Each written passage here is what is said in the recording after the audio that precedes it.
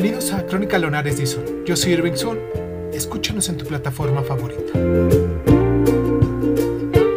Y si quieres tener acceso preferente, dale al botón de membresías en YouTube y ahí encontrarás audios exclusivos para miembros de este canal. Y sin más ni más, ¿qué tal si comenzamos?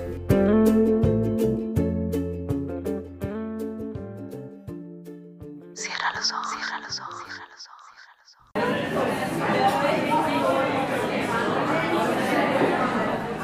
Al nacer, los seres humanos somos diminutos, pero al cabo de unos pocos años, llegamos a tener un tamaño que hace difícil imaginarse cómo en otro tiempo ese niño que fuimos pudo caber todo nosotros en el vientre de nuestra madre. Después de unos 20 años, la mayoría de nosotros llega a tener una altura que varía entre 50 centímetros y 2 metros. El proceso de crecimiento que tiene lugar durante estos años se produce de manera furtiva y solo se observa de forma indirecta en las rayas marcadas en la puerta de la cocina.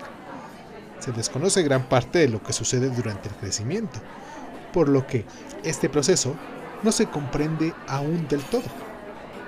Sobre todo se plantea la pregunta relativa a qué es lo que determina finalmente la altura de una persona. ¿Por qué algunos seres humanos son más bajos y otros más altos? Para la altura definitiva de una persona, es importante su predisposición genética, que queda establecida de manera fija al crearse un nuevo ser humano. La herencia tiene importancia sobre todo al considerar casos individuales significativos.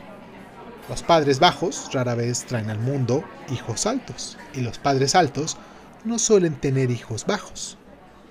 No obstante, si se manejan las alturas medias de pueblos completos, desaparecen ampliamente estas diferencias individuales. La medida en que la estatura corporal media de un gran grupo de población es independiente de los genes, se puede contrastar al comparar dos grupos tomados como muestra que, por término medio, presenten parecidas condiciones genéticas, pero hayan estado separados el uno del otro durante largo tiempo. Una separación de este tipo se mantuvo en Alemania durante más de 40 años, sin que mediaran convenio alguno con la comunidad científica. El resultado de este experimento fue que los ciudadanos de la República Democrática Alemana eran, al final, por término medio, 1 centímetro más bajos que los de la Alemania Occidental. Las diferencias aún son más drásticas en el caso de Corea del Norte y Corea del Sur. Daniel Scheldertier, de la Universidad de Tubinga, descubrió que en el año de 1997, los jóvenes norcoreanos de 17 años medían más de 15 centímetros menos que los de los surcoreanos de la misma edad. Dado que los norcoreanos y los surcoreanos no podían haber tenido dado que los norcoreanos y los surcoreanos no han podido tener en pocas décadas un desarrollo genético diferenciador, han de existir otros factores que sean responsables de las diferencias de estaturas. Actualmente se acepta mayoritariamente que la herencia solo establece el límite superior de la altura. A medida que un individuo se acerca a ese límite, quedará determinada de alguna otra manera. Como todos los seres vivos, las personas crecen solo si se les suministran sustancias a partir de las cuales pueden construir nuevas células, o sea, proteínas, hidratos de carbono, grasas, grandes cantidades de aire y agua, y además una larga lista de otras sustancias. Actualmente, está fuera de toda duda que la composición de la cantidad de los alimentos influye en la altura media del cuerpo. Sin embargo, la alimentación no es con mucho el único factor. Las enfermedades, por ejemplo, frenan el crecimiento porque el niño utiliza sus fuerzas en otra lucha y apenas le queda energía para crecer. Por lo tanto, es evidente que la prevención de las enfermedades desempeña un papel importante en el crecimiento. Luego hay que suministrar vacunas a los niños, hay que hacerles reconocimientos preventivos y hay que vigilar regularmente su salud. Además, Parece que la estatura de las personas depende también de los factores difíciles de calibrar, como el cariño, la seguridad y la felicidad. Se cuenta que Maria Caldwell, una niña inglesa nacida en la década de 1960, dejaba de crecer cuando la dejaban con sus padres, porque con ellos lo pasaba mal. Si la llevaban al hospital, empezaba a crecer inmediatamente. Otros niños como Oscar Matzerat están convencidos de que no vale la pena crecer. Y también Pippi Calzalargas juraba a los dioses de los niños, unos dioses con forma de guisantes, diciendo: querido pequeño Cumelus, nunca me haré mayor. Ambos existen solo en los libros, pero lo que en su opinión no tiene demasiado peso, Parece ser que la estatura corporal definitiva está determinada también por una serie de factores difíciles de precisar, que en un conjunto recibe el nombre de nivel de vida biológico. Recordemos lo anteriormente dicho. Esto solo tiene sentido cuando se trata de grandes grupos de población, por lo que en la mayoría de los casos no procede quejarse a los padres que el suministro de alimentos haya sido insuficiente, solo porque uno se ve demasiado pequeño, Los especialistas en la relación entre la estatura humana y el nivel de vida, por ejemplo John Komlos de la Universidad de Múnich o el estadounidense Richard Stetker, se llaman auxiólogos. Su objetivo no es solo descubrir las causas del crecimiento, sino una vez que éstas se conocen, utilizar las estaturas corporales como indicador de la calidad de vida de las personas. Se trata de una tarea meramente importante porque para incrementar la felicidad y el bienestar de la humanidad es necesario primero encontrar un modo de determinar estas magnitudes difícilmente mensurables. Hasta bien entrado el siglo XX, conceptos tan ambiguos como bienestar de la sociedad global se determinaban sobre todo con la ayuda de datos procedentes de las investigaciones económicas, a falta de otras alternativas. Se partía simplemente de la idea de que las personas les iría mejor si aumentaban el Producto Nacional Bruto. Por desgracia, muchos factores extraordinariamente importantes para la calidad de vida, como el índice de la delincuencia, la seguridad del puesto de trabajo o la cercanía de la piscina, dependen solo muy directamente de los meros datos económicos. Por eso sería deseable que el bienestar de la humanidad se midiese con criterios mejores y más objetivos. Por ejemplo, utilizando la estatura corporal. Esto tiene una ventaja importante. Es fácil de determinar, incluso en el caso de las personas que están muertas desde hace muchos siglos. En algunos casos es indiscutible la relación entre el nivel de vida y la estatura de las personas. Basta con pensar que la estatura media de la mayoría de los países del primer mundo han aumentado continuamente desde que comenzó la industrialización. El europeo medio mide actualmente unos 20 centímetros más que hace unos 150 años. Por otro lado, la estatura media se reduce claramente en tiempos de guerra y destierro, como sucedió por ejemplo durante la Guerra Civil Americana. Aquí también las diferencias sociales se hacen notar. En la segunda mitad del siglo XVIII, los jóvenes de 14 años de las clases más desfavorecidas eran más o menos una cabeza más bajos que los jóvenes de la misma edad perteneciente a las familias acomodadas. Los africanos negros que viven en los prósperos Estados Unidos son bastante más altos que sus antiguos paisanos de África. Finalmente, el crecimiento deficiente de los niños de Corea del Norte se puede achacar evidentemente al hambre y a la quiebra económica. Hoy en día, las personas de estatura más elevada viven en Holanda y Escandinavia, es decir, en países con unos ingresos medios más altos y una seguridad social amplia y completa. Sin embargo, hay excepciones importantes porque ponen en manifiesto la gran cantidad de factores diferentes que intervienen en el crecimiento físico de los seres humanos. Un ejemplo es la paradoja llamada Antebellum Plutzdli. Aunque en el siglo XIX, durante la primera fase de la industrialización, la renta per cápita subió claramente, las personas se encogieron y lo hicieron en todos los países investigados hasta este momento. Entonces, ¿Cómo se puede explicar eso? ¿Por qué se redujo la estatura? Se les daba más dinero, ferrocarriles y fábricas modernas, lo cual se entendía como mejor calidad de vida, y ellos lo agradecen volviéndose más bajitos. No falta en absoluto explicaciones plausibles, claro. El experto en la historia económica George Batten investigó este fenómeno según los datos de la región de Münster. En esta región, la aparición del ferrocarril fue responsable del retroceso en estatura corporal, pero solo en algunas zonas rurales situadas en el entorno cercano a la capital. La razón era que algunos productos como la leche y los huevos de repente podían venderse en el lucrativo mercado de la ciudad, lo cual empeoró la situación alimentaria en el campo. Precisamente la proteína de la leche de vaca tiene una importancia especial en el proceso de crecimiento.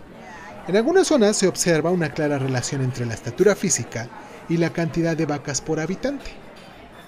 Aunque el ferrocarril y las vacas mejoran la calidad de vida en determinadas circunstancias, la acción conjunta de estos dos factores ocasiona una reducción en la estatura de las personas. Entonces, como se ve en este ejemplo, las causas de la estatura que alcanzan finalmente los seres humanos pueden ser de lo más complejas.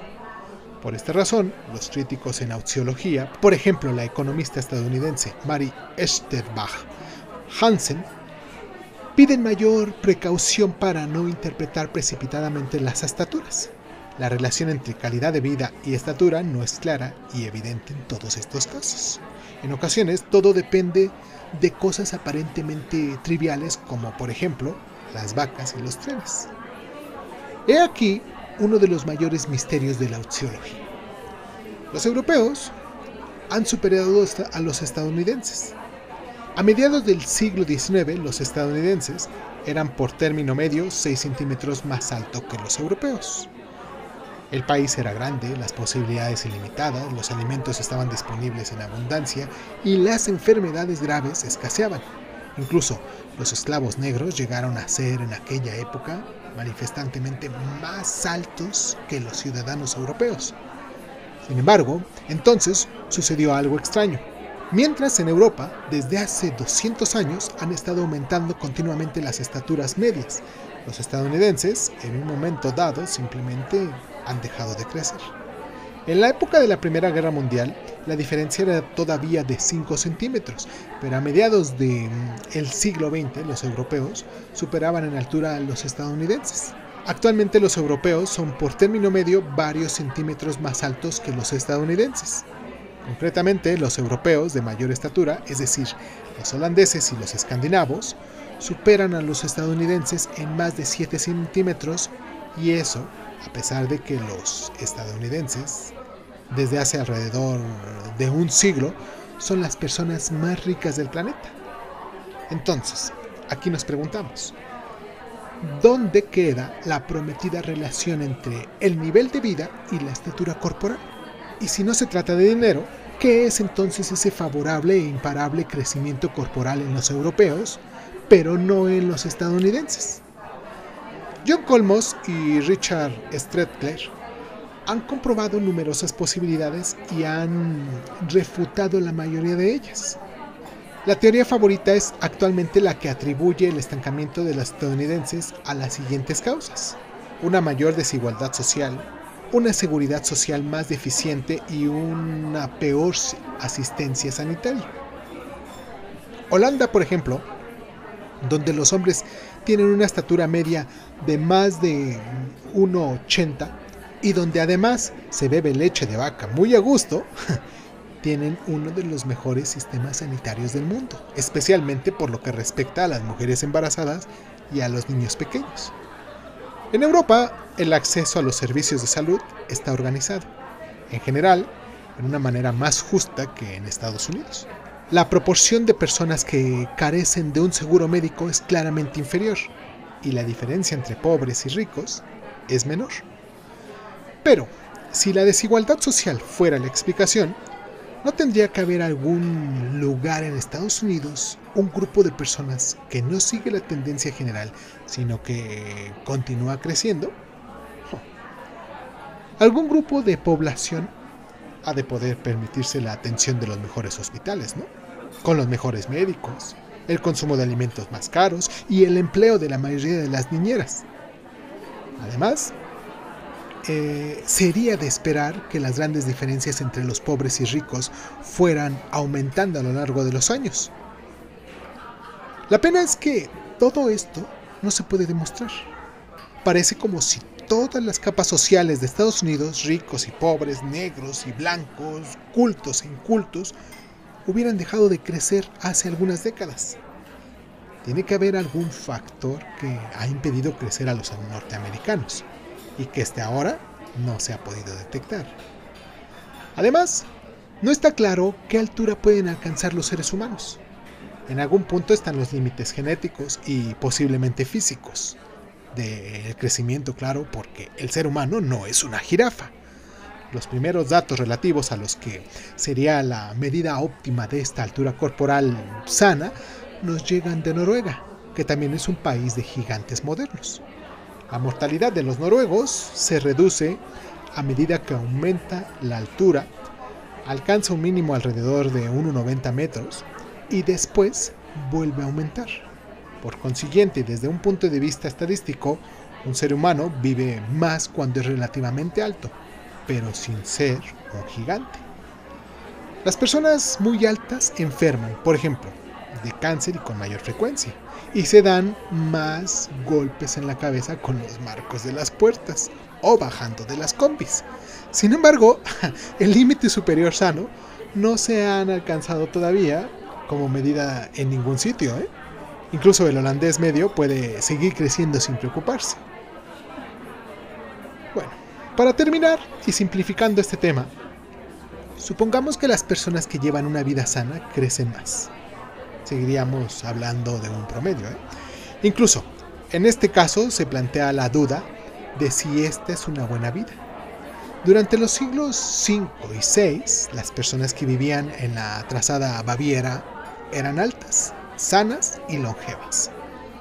Sin embargo, muchas de ellas posiblemente hubieran preferido o habrían preferido vivir unos pocos siglos antes en Roma, donde todo era mucho más interesante y tenían lugar unos combates entre gladiadores que desde luego eran muy entretenidos, aunque ahí las estaturas corporales hubieran dejado de aumentar.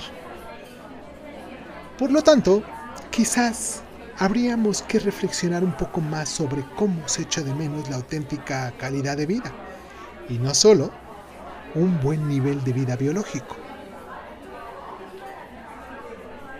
Señorita, ¿te puedo cargar mi cuenta, por favor?